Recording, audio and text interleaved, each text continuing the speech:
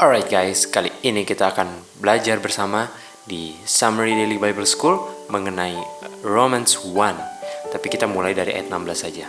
Di situ dikatakan, "For I am not ashamed of the gospel of Christ." Jadi, apa itu gospel? For it is the power of God. Artinya gospel itu adalah the power of God unto salvation. Dan kalau kata power, kita bisa lihat di 2 Korintus 12 ayat 9, kata lain power adalah grace. Dan grace itu, kalau kita lihat di Strong Concordance-nya, grace itu adalah divine influence. Jadi gospel itu adalah power, grace, divine influence. Dan kata lain power juga adalah word. Artinya, the gospel of Christ adalah the divine influence of Christ. Itu power of God unto salvation, tapi dengan catatan perlu dipercaya. Nah, apa arti kata first di ayat ini? Di Kisah Para Rasul 10 ayat 34 dikatakan, "Then Peter opened his mouth and said, Of a truth I perceive that God is not respecter of persons." Personnya itu bagi God apa? Apakah itu artinya Tuhan pilih-pilih orang? Nah, kalau berdasarkan baca atau lihat kata respect saja, itu artinya seperti pandang bulu. Tapi apakah Tuhan itu respecter of person? Artinya apakah orang Yahudi itu first berdasarkan respect? Jawabannya tidak. Keselamatan itu bagi siapa saja. Jadi tidak bisa karena mereka ada istimewanya. Jadi dia punya konsep apakah Gentiles bisa lebih dulu, artinya apakah Yahudi itu bisa lebih dahulu selamat? Jawabannya tidak. Kenapa? First itu tidak lebih duluan dalam hal keselamatan. Karena Tuhan itu tidak respect of person. Kita lihat contoh di Matius 15 ayat 21, 22, 23, 24, 25, 26, dan 27. Di sini ada cerita mengenai seorang wanita Kanaan yang waktu itu anaknya sedang dirasuk oleh setan. Tapi Tuhan Yesus tidak memberi respons kepada wanita ini. Dan waktu Yesus nggak memberi jawaban, murid-muridnya malah justru mengusir. Padahal ini wanita sudah datang ke orang yang tepat, yaitu Tuhan Yesus. Lalu dia menyembah, akhirnya wanita ini datang dan menyembah dan berkata, "Lord, help me." Tapi Tuhan Yesus menjawab, "It is not me to take the children's bread and to cast it to dogs." Jadi wanita ini dianggap oleh Tuhan Yesus sebagai anjing. Tapi mari lihat apa jawaban wanita ini. And he said, "Truth, itu benar, Lord. Yet the dogs eat of the crumbs which fall from their master's table." Jadi dia sedang kasih makan roti ke anak orang Israel. Dan apakah nggak boleh memberikan kepada orang kafir? Tidak. Kan dia bukan Israel. Tapi wanita ini adalah Israel. There is no respecter of person in the sight of God. Nggak ada pandang-pandang bulu di hadapan Tuhan. Artinya apakah wanita ini akan diberikan? Tuhan Yesus menjawab di ayat kita tahu Tuhan Yesus berikan, dan Tuhan Yesus katakan, "Oh woman, great is thy faith. Be it unto thee even as thou wilt." Akhirnya Tuhan bilang, demikianlah terjadi seperti apa yang engkau inginkan. Mari kita lihat di Matius 8. Di Matius 8 ada centurion yang datang kepada Tuhan Yesus, perwira Roma, di mana ada daripada dia punya hamba lieth at home sick of the palsy dan sangat grievously tormented. Lalu Tuhan Yesus bilang, "Saya akan datang ke rumah kamu dan menyembuhkannya." Lalu centurion itu bilang, "Tuhan, saya nggak layak bahwa engkau datang ke dalam rumahku. Tapi speak the word only and my servant shall be healed." Bicara saja, nanti saya punya hamba sembuh. Lalu Tuhan Yesus katakan apa terhadap centurion Roma yang bukan Israel? Tidak ditemukan iman sebesar ini di Israel. Artinya apakah dia orang Israel? Mari kita baca di John 8 ayat 39. Dikatakan, kalau kamu anak Abraham, kamu akan lakukan pekerjaan Abraham. Artinya anak Abraham itu bukan anak Abraham karena pekerjaannya bukanlah pekerjaan Abraham. Artinya dia adalah anak Abraham kalau melakukan pekerjaan Abraham. Di Roma 2 ayat 25 dikatakan, apa gunanya kamu disircumcision, disunat, kalau enggak menurut hukum? Artinya sunat atau circumcision hanya profit, hanya berguna kalau menurut hukum. Artinya kita kembali ke cerita Matius 8. Tuhan Yesus tidak pernah melihat iman ini di Israel. Artinya apa yang Tuhan Yesus bilang? Tuhan Yesus bilang, saya tidak pernah lihat keturunan Israel lahiriah memiliki iman seperti ini, tapi didapati di Israel spiritual. Artinya berdasarkan 2 kisah dari wanita Kanaan dengan senturion, mereka adalah orang Israel, walaupun bukan Israel lahiriah. Jadi pekerjaan Kristus itu dilakukan oleh Roh Bapa. Dan pekerjaan saya hanya sekedar mengungkapkan pekerjaan Roh Bapa sesuai di Yohanes 14 ayat 10. Jadi, kalau anak Abraham, kenapa pekerjaannya tidak sesuai anak Abraham? Artinya dia tidak memiliki Roh Kristus yang ada pada Abraham juga. Artinya mereka bukan anak spiritual, karena anak itu akan ungkapkan pekerjaan spiritual. Artinya, kamu anaknya siapa yang di John 8? Artinya yang tidak melakukan pekerjaan spiritualnya Abraham, anaknya siapa? Jawabannya Ishmael. Oke. Kita lanjut. Gospel itu divine influence yang akan merubah kamu punya cara berpikir. Ini sesuai dengan video pelajaran The Divine Influence. Nah, setelah belajar, kita bisa lihat bahwa yang selamat adalah yang sudut pandangnya sudah berbeda. Dan itu kalau kamu percaya. Kalau kamu buka pintunya, tidak mau pakai cara pikir kamu, Yesaya 55 ayat 8, bertobat. Therefore repent. Artinya repent itu artinya apa? Artinya merubah dia punya pola pikir. Kalau kamu ada Roh Kristus, kamu ada righteousness. The way of God is right. Kita lanjut ke pengertian Roma 1 ayat 18. For the wrath of God is revealed from heaven against all ungodliness and unrighteousness of men, who hold the truth in unrighteousness. Karena wrath of God, murka Tuhan, kita tahu didapati di pekabaran malaikat ketiga. Pekerjaan Kristus di-reveal dari pekerjaan mereka. Artinya righteousness of God itu di-reveal. Kenapa? Kalau the wrath of God itu di-reveal dan righteousness itu di-reveal dalam kehidupan yang diterima, artinya wrath of God itu apa? Kita tahu righteousness of God itu di-reveal, artinya wrath itu justice, artinya righteousness itu mercy. Kalau mereka terima mercy Tuhan, mereka akan ungkapkan righteousness. Kalau mereka tolak mercy Tuhan, mereka lebih pilih justice, murka Tuhan di dalam pekabaran malaikat ketiga, artinya mereka ungkapkan unrighteousness.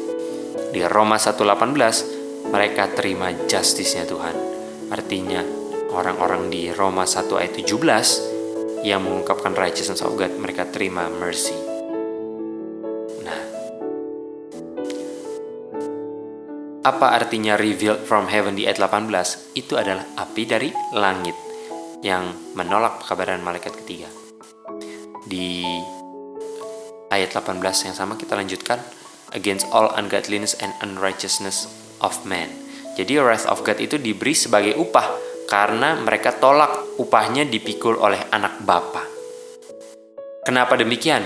Karena mereka hold truth in unrighteousness. Mereka pegang kebenaran dengan cara unrighteousness. Artinya, kalau pegang kebenaran dalam unrighteousness itu seakan-akan mereka benar, tapi buat yang tidak benar. Tidak bisa. Kenapa? Yang tidak benar, masa mau dibilang benar? Ada yang benar tapi perbuatannya tidak benar. Bisakah seperti demikian? 1 Petrus 1:23, kalau sudah dilahirkan kembali, itu nggak ada yang korup lagi. John 14 ayat 6, He shall abide with you forever. Kamu benar dan selama yang di dalam kamu benar, kamu akan benar terus. Jadi apa artinya hold the truth in unrighteousness? Roma 1:19 kita lanjutkan. Because that which may be known of God is manifest in them, for God hath shewed it unto them. Sudah diberitahu God. Kata lain God itu apa? Truth. Mereka sudah terima kebenaran. Mereka sudah tahu the truth, the righteousness. Mereka sudah dikasih tunjuk kebenaran. Roma 1:20, tidak ada alasan. Eternal power of God itu sudah dikasih tunjuk, sehingga no excuse. Roma 1:21 dikatakan bahwa because that when they knew God, they glorified Him not as God.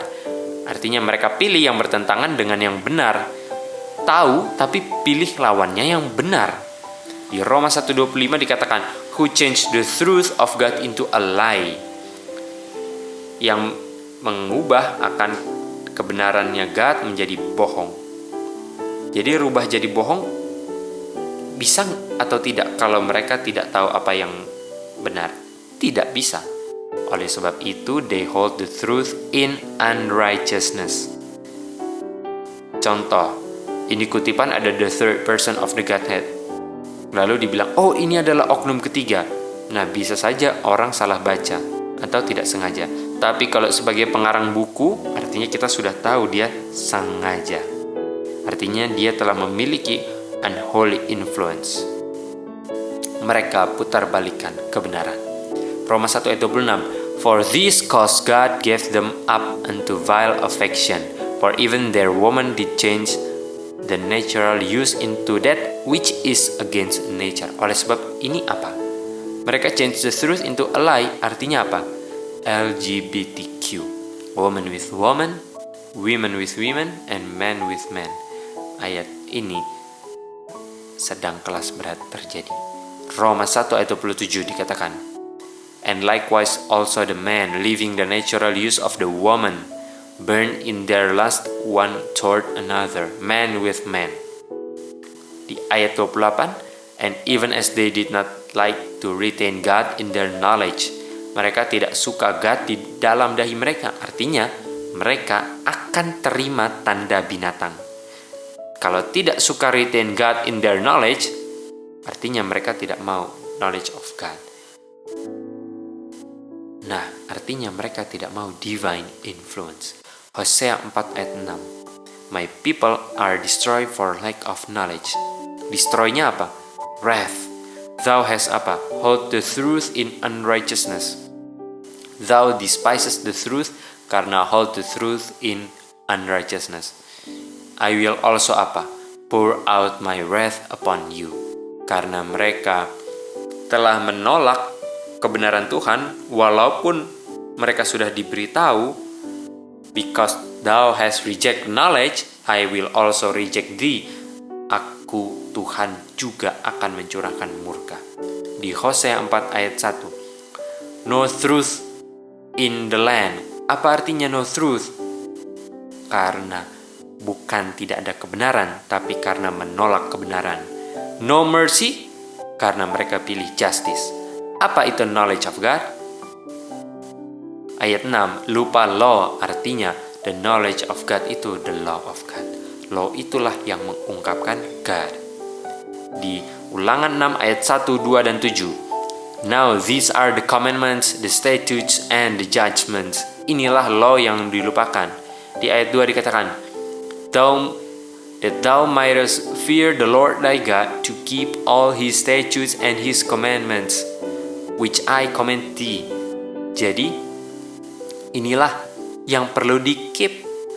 Deuteronomy 6 ayat 7 dikatakan, and thou shalt teach them diligently unto thy children, and shalt talk of them. Artinya saat berbicara terhadap anak-anak, itu sedang bikin apa? Divine influence. Deuteronomy 6 ayat 8 dikatakan, saat talk about the law and the statutes and commandments, itu akan ditulis, and they shall be as frontlets between thine eyes. Kalau mereka tidak retain, tidak menyimpan akan law, statutes, and judgment in their knowledge, mereka akan terima lawannya meterai di dahi, tanda binatang.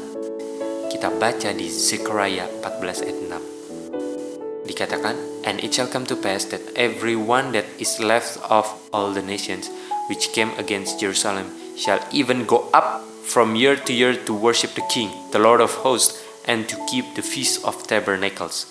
Ini sedang membahas mengenai kalau kamu tidak datang untuk buat Feast of Tabernacles. Di ayat 17 dikatakan, there shall be no rain. Di ayat 18 dikatakan, and if the family of Egypt go not up and come not, that have no rain, there shall be the plague. Artinya yang tidak menyimpan Tuhan di dalam mereka punya knowledge akan terima wrath, murka, kutuk. Kalau mereka sudah tahu kebenaran, mereka patut mati. Kita kembali ke Roma 1 ayat 32. Who knowing the judgment of God, that they which commit such things are worthy of death, not only to do the same, but have pleasure in them that do them. Mereka tahu judgment of God, yang dilakukan semua itu patut mati. Kenapa? Karena ini bukan sin of ignorance, bukan karena masa lalu yang mereka tidak ketahui. Mereka sudah tahu apa yang benar, tapi mereka tetap buat. Dan mereka menikmatinya, sehingga patut mati. Saking menikmatinya, patut mati. Jadi ini adalah orang yang ungodly, unrighteous. Kuncinya, lebih saya tahu kebenaran, lebih celaka kalau kebenaran itu tidak terlihat dalam kehidupan saya. Di Roma 1 itu, kamu sudah tahu yang benar, tapi tetap pilih yang tidak benar. Kalau tahu akibatnya, pilih Roma 1. Kenapa pilih salah walau tahu yang benar? Karena mereka pilih nikmatnya, sementara lupa kata nikmatnya itu dibungkus dengan kata di. Oleh sebab itu dibilang bersusah dahulu. Jangan bernikmat-nikmat dulu, baru bermati-mati. Nikmati, kemudian mati. Demikianlah summary Daily Bible School kita kali ini. Sampai bertemu di summary berikutnya.